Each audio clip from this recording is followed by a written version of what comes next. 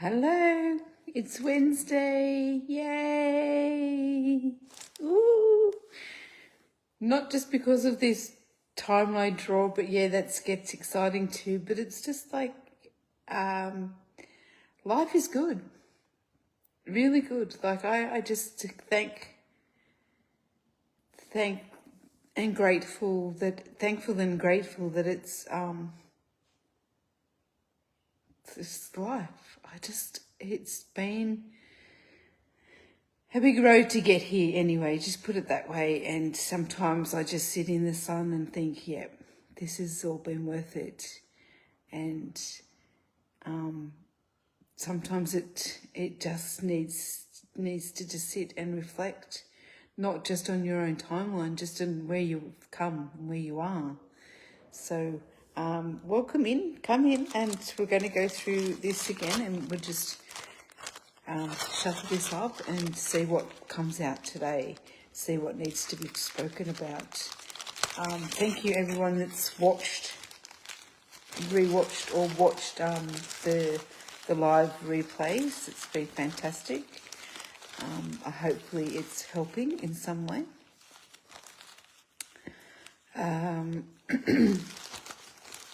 Yeah, and I hope yous are doing really well. Let's see what we're going to get today.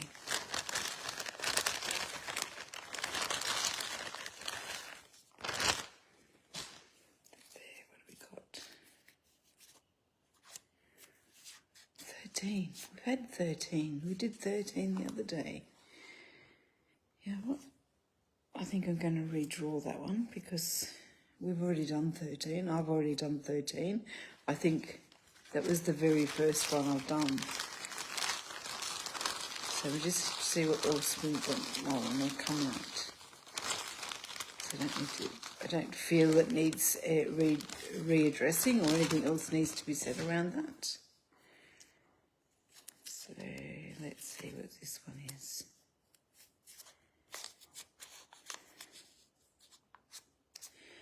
$17.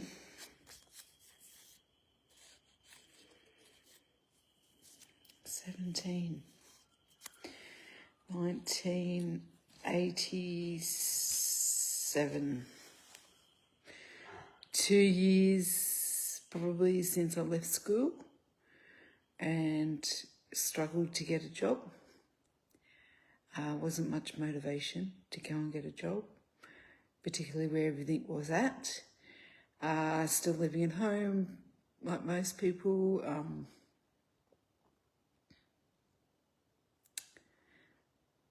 Just tapped into like Centrelink and CES and doing that sort of institutional stuff that you need to do to survive. Helping look after my little sister because she was only little. She was 5 at that time, I think. About 5, yeah, just going to school. What else? What else needs to be looked at with that one? 17.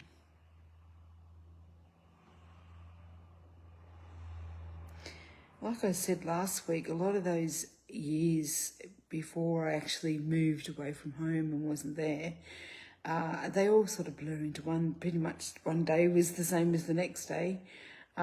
Just reliving whatever toxic bubble I was in. And just really grateful that I'm not around that anymore every day now.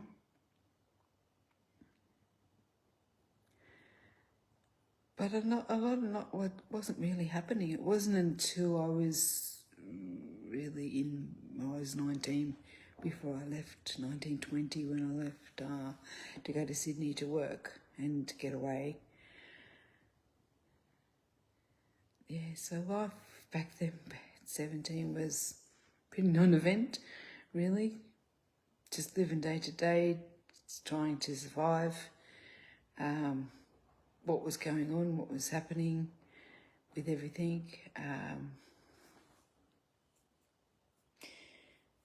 I know the following year we lost great grandmother. Nana was the first person that in my world to have passed away. One started the progress of funerals then. Like, it wasn't long after that, then someone else went, and we just sort of continued on. Yeah, so it's interesting that 17 came out. Not much else I can say on that. Just throwing it a bin. What else needs to be said?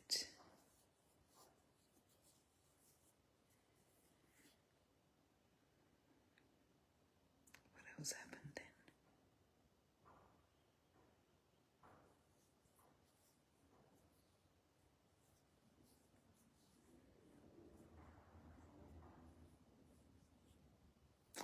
I am getting a sense, not so much with it's related to what this is, but not so much of what I was doing back when I was 17 or what was happening back when I was 17. But I am getting a sense that this timeline reflection stuff is getting wound up a little bit. I think we've covered mainly the basics. I'm not sure what's happening. I'm just going with the flow. As I said in one of the other lives, it was like something that was needed to be brought forward, something needs to look at. I'm just thinking now about that 13 that came out earlier, and just making sure that everything had been processed the second time around. Like this looking back now is on the other side of a very long path of healing that I've gone through. It doesn't mean to say that I'm fully healed. I don't believe at this point, unless I get other information from anywhere else, that we are ever fully healed. But I think our job at this point and juncture in life, on this planet, is that we at least start to step on that path. Because I also believe that everybody needs healing. How can we not, with the past and the history that we have had, that everyone's been through, everyone's ancestors have been through, the history that's gone before us, wars, famine, depressions, everything. You think about all those things that hit the human race, going through the times, even way back, like in the violent times, like Vikings and all that sort of stuff. And it not just what was written in the history books. There's other layers too that wasn't even written about, like domesticated layers, like how was life actually back then? How did they need to survive and all that sort of stuff? That is carried within us. It's in our cellular core structure. And until we understand that and embrace that and fully process that, if we don't do that, it keeps us stuck, and we keep repeating the cycle, thinking it's the right thing to do, and until someone, what I like to call the circuit breaker or the cycle breaker, the disruptor, there's many labels that you can put on to that function of that person that is in need of healing. The choice point is very poignant. Like, you choose to either, like with me, for example, with the abuse that had happened during my teenage years, there's always a choice point, no matter what it is, whether it's abuse or whether it's anything else that life throws at you and experiences and events that happen within this lifetime. There's a choice point. There was a choice point for me. Do I go down the road of habitually being a perpetrator then myself in that same era or that same field, or do I spin it completely around and go the other direction? We all have a choice. We all choose to be where we are at any given time. I know that can sound hard for some people because you're probably sitting there thinking, I didn't choose where I am at this point. No, but you may not have, but you have choosing to stay, choosing not to look for answers out. And you may not look like you have any choice point or way to get out of whatever situation.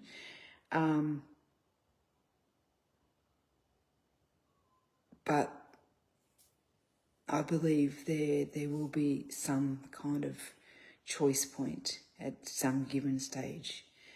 And you if you take a breath and think about it and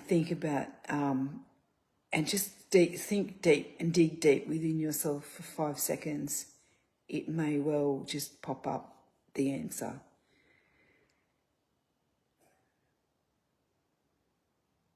And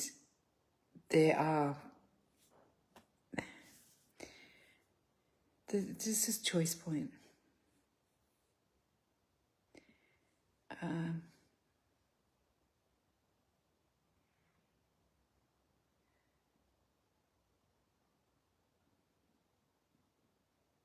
And if you need help, you need help. It's okay. If you need help to choose or don't know which way to go or whatever, then there's ways of reaching out to somebody, an external forces, to reach out to somebody. It will, if you decide that that's what you want, it will come across your path. I believe that. So,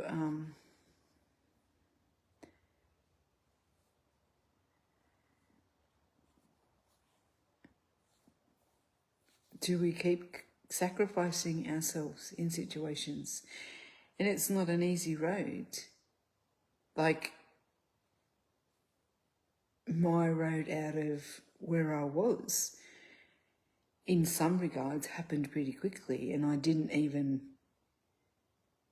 It wasn't like planned. It was a situation that I needed to actually move from because of the lady that owned the house. I just needed to move somewhere, and it was the trajectory onto something better, and it keeps going on.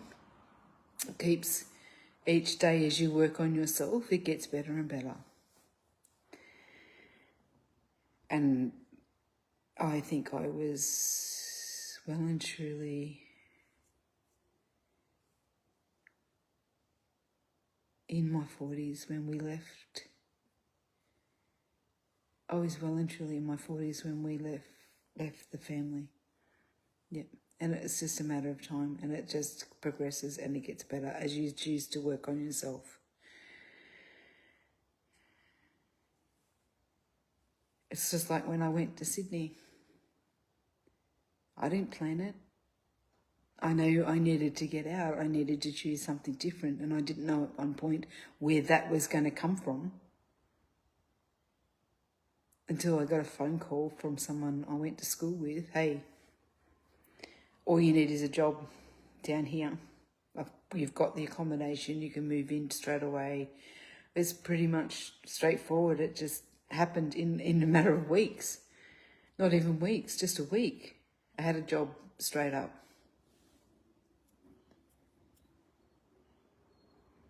So, but always remember that you are supported. You are supported by Spirit, Universe, God, Jesus, whatever you believe in, whatever label you want to put on it. You are never alone. And that can be hard to believe. It took me a while to believe that, and it does happen. And I'm never alone. I think I spoke about that last week, about not being lonely. I'm alone, but I'm not lonely.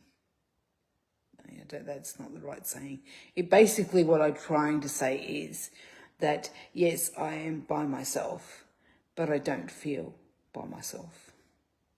I know I am supported. I have a massive big team on the other side. I know they're behind me 1,000%.